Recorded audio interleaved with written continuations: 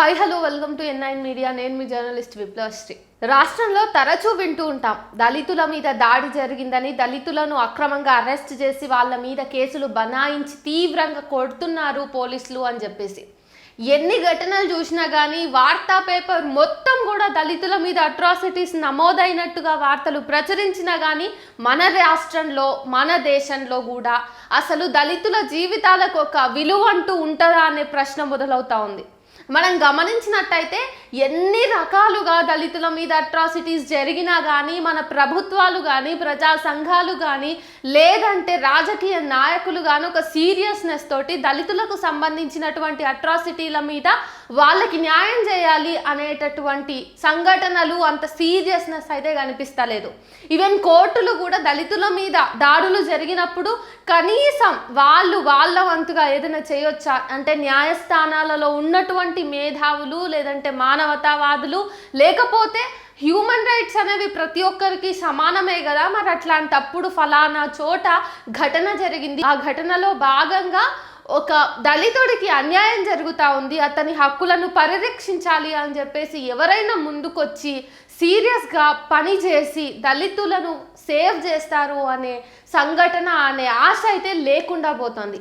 అయినా కానీ ప్యారలల్గా మనం ఏం మాట్లాడుకుంటాం అంటే ఇంకా కులం ఎక్కడ ఉంది, ఇంకా కుల వివక్ష ఎక్కడుంది, ఈరోజు అందరు కలుస్తున్నారు, కుల నిర్మూలన జరుగుతూ ఉంది, సమాజంలో కలుపుగోలుతనం పెరిగి ఒక కులం వాళ్ళు ఇంకో కులం వాళ్ళని పెళ్ళిళ్ళు చేసుకుంటున్నారు, వస్తూ పోతూ ఉన్నారు, అందరు కలిసికట్టుగానే ఉన్నారు అని అనుకుంటున్నాం. కానీ అయినప్పటికీ కూడా ఈ రోజుకి సాంస్కృతిక పరంగా సామాజికంగా రాజకీయంగా ఆర్థికంగా ఇట్లా ఏ కోణంలో చూసినా కానీ ఇంకా దళితుల మీద ఒక రకమైనటువంటి దాష్టీకం జరుగుతూనే ఉంది.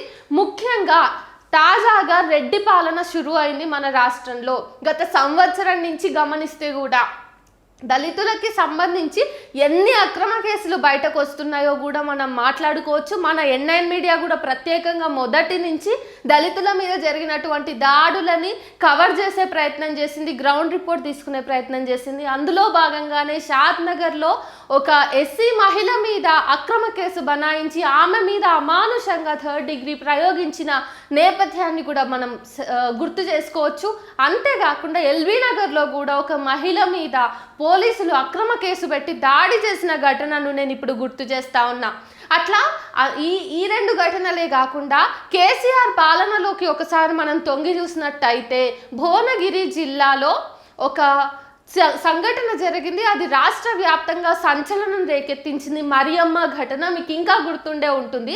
లాకప్లోనే మరియమ్మ చనిపోయేంత దారుణంగా పోలీసులు హింసించారు.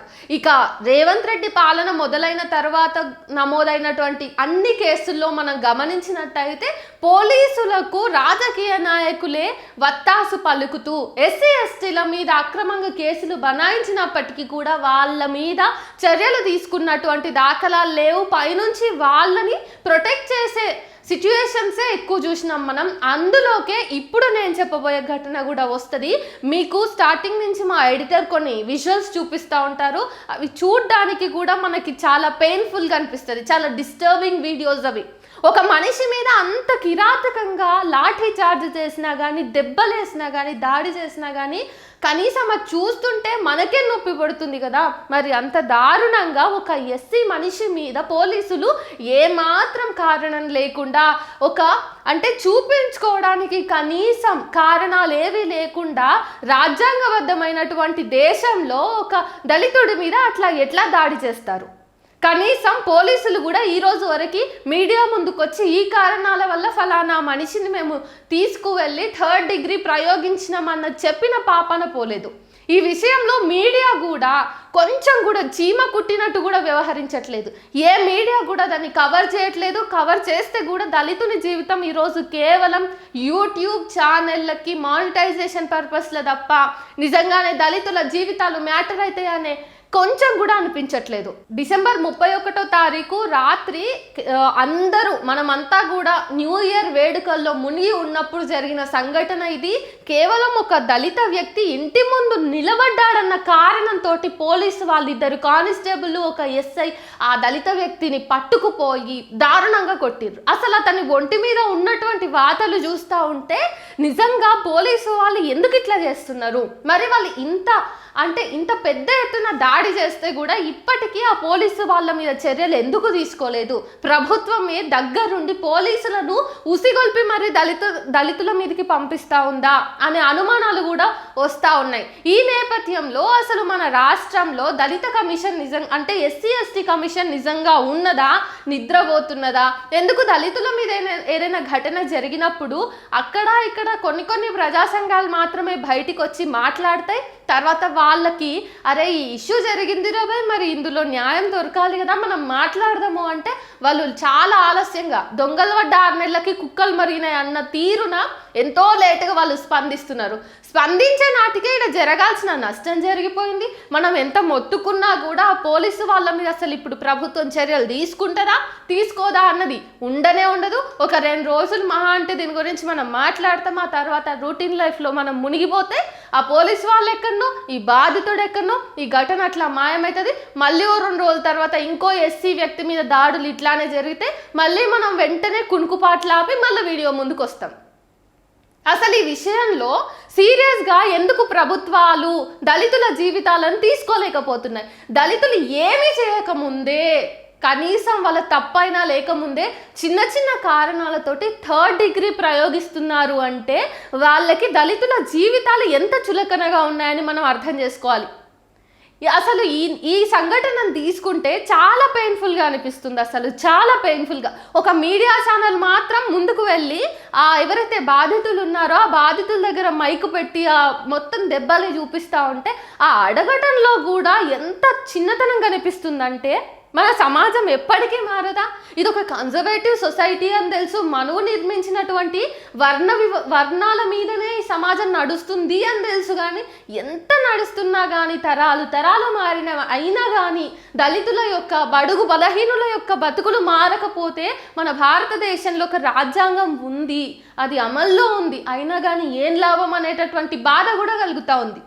అసలు రేవంత్ రెడ్డి గారు మీరు ప్రజాపాలన అన్నారు, అంతేకాకుండా ఏ కొత్త ప్రభుత్వము అధికారంలోకి వచ్చినా కానీ ఎస్సీ ఎస్టీలకి రక్షణ కల్పిస్తామని మీ జీవితాల్ని బాగుపరుస్తామని చెప్పి కారు కూతలు కూసి గద్దెనెక్కుతున్నారు కదా. మరి ఈరోజు మీరు వచ్చి సంవత్సరం దాటిపోయింది, ప్రతిసారి మేము కూడా ఉన్నాం అని చెప్పేసి దళితులు తమ ఉనికిని ఇట్లా దాడుల ద్వారా చూపించుకోవాల్సిన దుస్థితి మన రాష్ట్రంలో ఎందుకున్నది అన్న విషయంలో ఖచ్చితంగా ప్రభుత్వం స్పందించాలి. సూర్యాపేట జిల్లా నూతన కల్లా అసలు ఇంత అమానుషం జరిగి కటూరి రాము అనే ఒక దళిత వ్యక్తి మీద కానిస్టేబుల్ మనోజ్ కుమార్, ఇంకా నవీన్ రెడ్డిలు, ఎస్ఐ మహేంద్ర, వీళ్ళు ముగ్గురు కలిసి ఇంత దారుణానికి పాల్పడి ఒక దళిత వ్యక్తి మీద అమానుషంగా బిహేవ్ చేస్తున్నారు కదా. మరి ఈ విషయంలో వెంటనే ఎస్సీ కమిషన్ కూడా రెస్పాండ్ అవ్వాలని మేము డిమాండ్ చేస్తున్నాం. అయితే ఈసారి ఎప్పటిలాగా తూతూ మంత్రంగా అందరూ ఓకే మేము రెస్పాండ్ అయినామని హాజరు చేసినట్టు కాకుండా కొంచెం ఆ వ్యక్తి ఎవరైతే ఉన్నారో అతనికి న్యాయం జరిగేలాగా చూడాలి. రేవంత్ రెడ్డి ప్రభుత్వం కూడా ఇమ్మీడియట్గా స్పందించి ఎవరైతే ఈ 2 కానిస్టేబుల్ ఒక ఎస్ఐ ఉన్నారో వీళ్ళ మీద చర్యలు తీసుకోవాలి. వీళ్ళని ఏదో నామకే వాస్తే కొంచెం సస్పెండ్ చేసి ఆ తర్వాత కమిషనరేట్కి అటాచ్ చేస్తామంటే కుదరదు. వాళ్ళకి కూడా రాజ్యాంగబద్ధంగా ఈరోజు శిక్ష విధించాలి.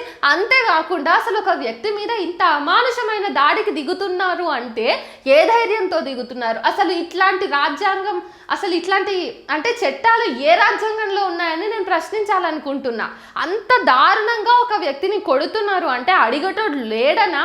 ఈరోజు దళితులకు ఏదైనా జరిగితే సరే ఎవ్వరు అడుగుతలేరు, మహా అంటే మొత్తం జరగాల్సిన నష్టం అంతా జరిగిన తర్వాత కొంతమంది మాత్రం రౌండ్ టేబుల్ సమావేశాలని, లేకపోతే కొంతమంది తిప్పి ఒకే వీడియోని రిపీటెడ్గా లైవ్లో వేసేసి ఓకే మేము కవర్ చేసినామని నామకే వాస్తే కవర్ చేస్తున్నారు. అంతే తప్ప సీరియస్గా అడిగేటోడు లేడనుకుంటున్నారా ఎట్లా?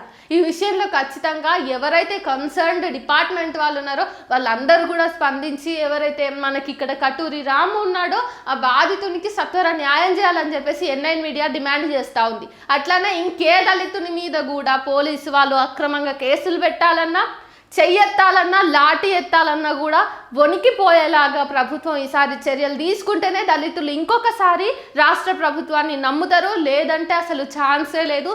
తొందరలో దళితులు అందరూ కూడా ఖచ్చితంగా ఒక్కటయ్యి దీని మీద పెద్ద ఎత్తున స్పందిస్తే, అంటే ప్రభుత్వాలు చేస్తున్నటువంటి కుట్రల మీద స్పందిస్తే పరిస్థితి చాలా ఘోరంగా ఉంటుందని హెచ్చరిస్తున్నా.